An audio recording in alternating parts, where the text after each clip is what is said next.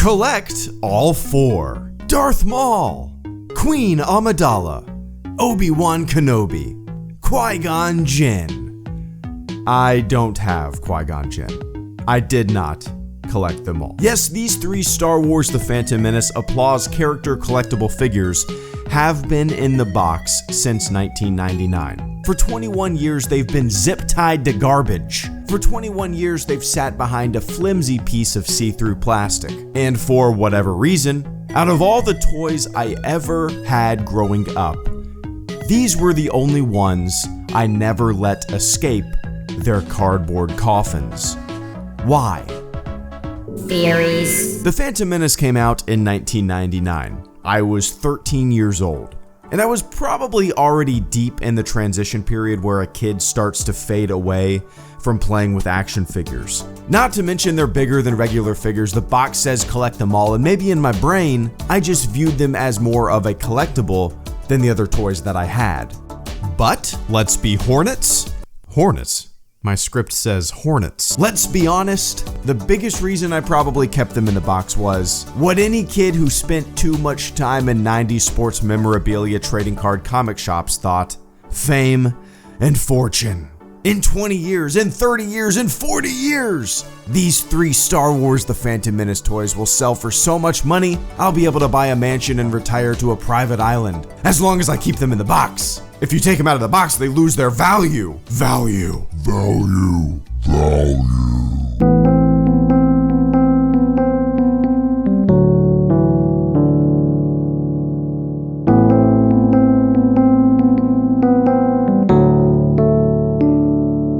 These 3 toys have been with me through 2 states, 4 houses, 3 apartments, and a few attics. They've been with me for 62% of my life. And they're one of my favorite pieces of Star Wars memorabilia that I have. I think the fact that they're still in the box actually gives them a little more of a meaning to me than they otherwise would have had.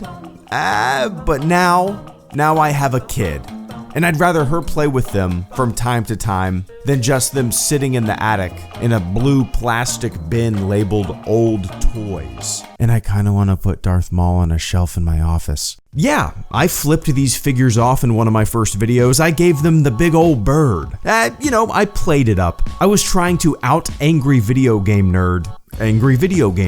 I made some harsh prequel videos back in the day, usually with a dumb creative spin. Hell, I taped a Phantom Menace VHS to a bunch of balloons in 2014 and let it fly into the heavens. The channel's almost been around for 10 years. I've mellowed out. And while I'm still not a fan of that trilogy, I have a huge soft spot in my heart for the Phantom Menace. I bought a f***ing t-shirt just for this video. It's my favorite prequel movie. And sure, there's no question in my mind that a lot of that is because of nostalgia. If anyone watching this video was alive in 1999 and old enough to be a part of the Star Wars prequel hype, you know what an exciting ride it was to the top of that roller coaster. Even Leonardo DiCaprio was in on the fun, on par with the hype of 2015 for sure. But man, oh man, what a rocky ride down the hill it was when the prequel era began. Non-stop Star Wars rage at Titan Comics in Atlanta, Georgia. The Yahoo chat rooms were nothing but a bunch of people slinging shit at one another. The Star Wars forums, the video game forums, the movie forums. Random people on AOL Instant Messenger. The rumbles of rage in the fandom was felt by all who had their ear on the fandom. I can't even imagine if social media existed back then. But that's a topic for another video. So I think it's time to let these packaged prisoners have some fresh air. After all, toys are meant to be opened.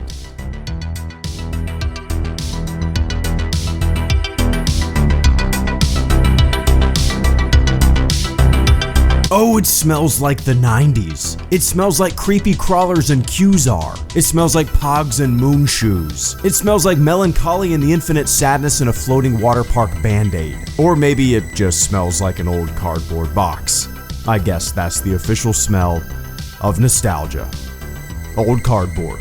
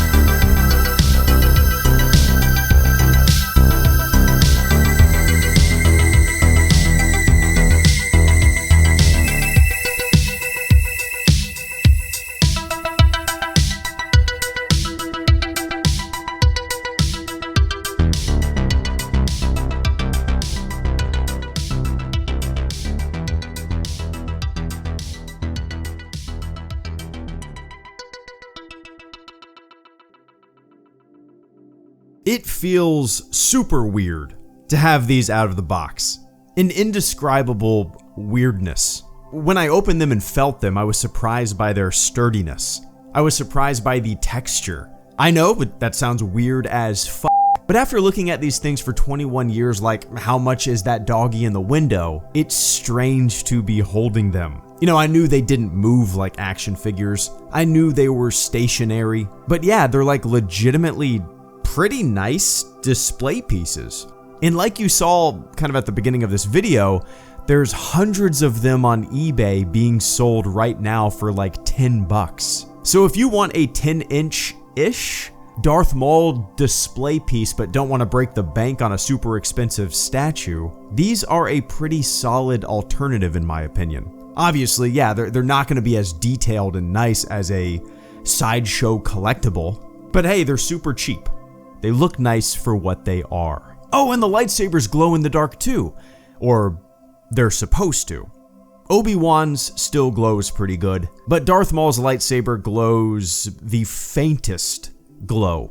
Like you have to sit in the dark and let your eyes adjust for a solid few minutes to even see the tiny amount of glow that there is. I guess 21 years kills the glowy stuff. During the unboxing segment of this video, I held up a little card that talked about the Star Wars fan club. The phone number was 1-800-TRUE-FAN. You know what I'm gonna do? I'm gonna call this thing. I'm gonna call this thing in the year 2020 and see if it's still active. Let's see if it's still a Star Wars fan club number or something entirely different. Most people have probably already turned this video off, right? So if you are watching, hi. Let's call this damn phone number. I hope it's exciting.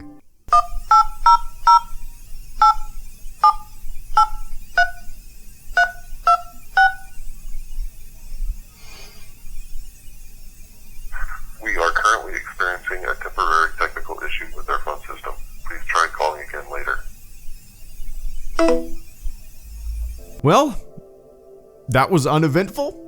I did a little bit of Googling, and it looks like the last time that I see 1-800-TRUE-FANs, aka 1-800-878-3326, posted online. And this only comes up if you remove the 1 from the phone number, which the 1 doesn't matter anyway. But the last time this phone number was posted online was back in 2012.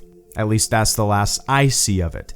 And it was posted from the official Dungeons & Dragons Facebook page asking people to register for a playtest. So I don't know if this number is still registered to them, Wizards of the Coast, Dungeons & Dragons, that whole crew, or what.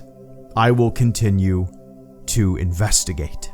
I looked around the internet for a long time trying to find how much these sold for, brand new, in 1999 off the shelf. I scrubbed through Toys R Us paper advertisements that people have scanned in over the years. I couldn't find anything. The only thing that I found was a listing without any pictures, so I don't know if they're actually these figures. The description sounded very similar, but the website was from 2001, and they were being sold for like $18 each. Again, I'm not sure if that's exactly what they are. I don't know if that's exactly what they sold it for. I don't know if those are used prices. I don't know if those are brand new 1999 prices, what they sold for. If those are clearance prices, I have no idea. But that's the closest thing that I could find. I also discovered that Applause made a bunch of these types of vinyl 10-inch Star Wars figures in the 90s, all of which are going for pretty cheap too, which is pretty awesome. I like these kind of simple display pieces.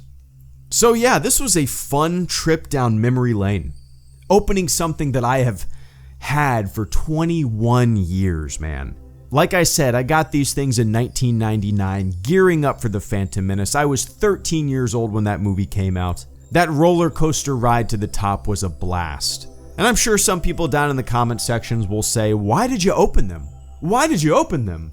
I don't care. Like, all the toys and stuff like that people have in the box, unless they're from like the 70s, there were so many of these prequel toys made. There's going to be so many of, the sequel toys made. They're not going to be worth anything. Maybe 100 years from now, maybe.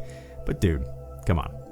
If I really want another one in the box, I can spend $10 and get it from eBay. But like I said, I have a kid, and I would much rather her be running around with Queen Amidala pretending to shoot the blaster at all the Barbies than these things still sitting in some cardboard. That's where the value lies for me.